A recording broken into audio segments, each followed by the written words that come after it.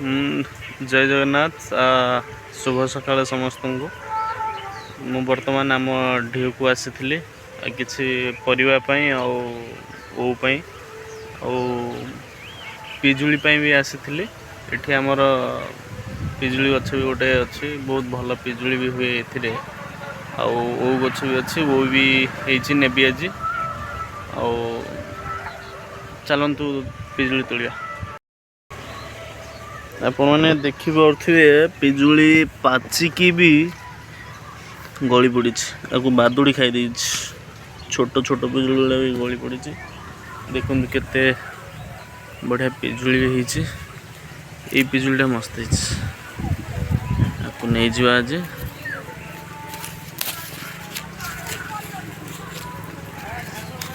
एटा पूरा पाचिक सड़ी गलानी पूरा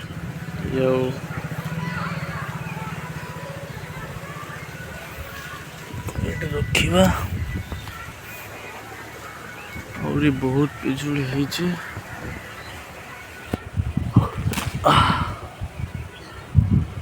देखिए तो पिजुलटा केमती ये जो पिजुलटा देखिए पूरा पाचि न माने दर पाचिला जो कहते दर पाचिला पिजुली खाइबे मस्त लगे।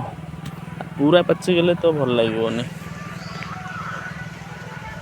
ये देखो गोटे केमती पिजुली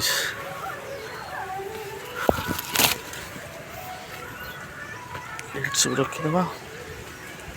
ये भी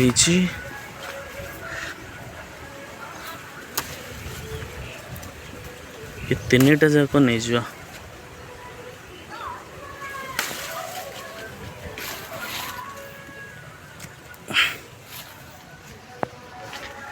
एठी गोटे बढ़िया आ गोटे ये भी होता। ये सब पाची सब 80% लगे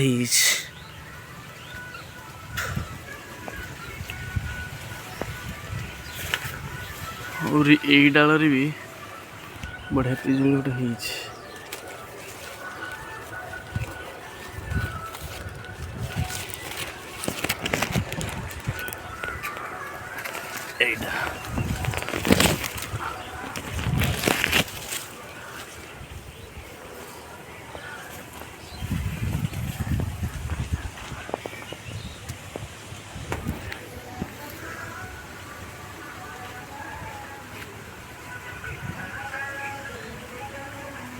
एठी गोटे आपको बादुड़ी खाई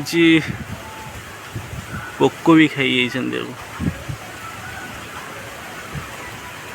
तोली दवा।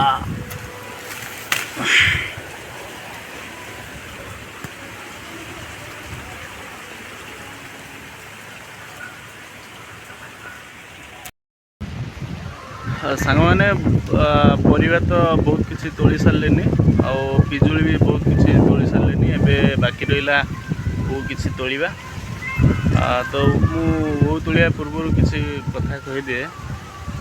तो ये मुझे आसे आम ये ढेउ को मत बहुत शांति लगे कहीं ये गोटे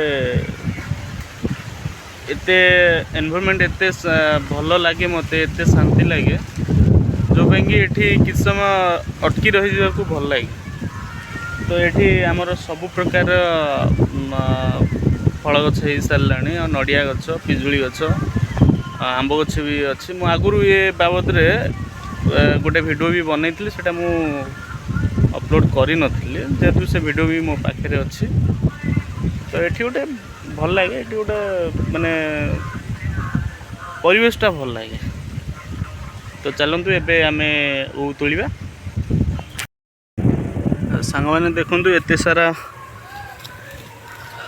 ओ तोलिले बर्तमान आपको घर को नहीं जावा।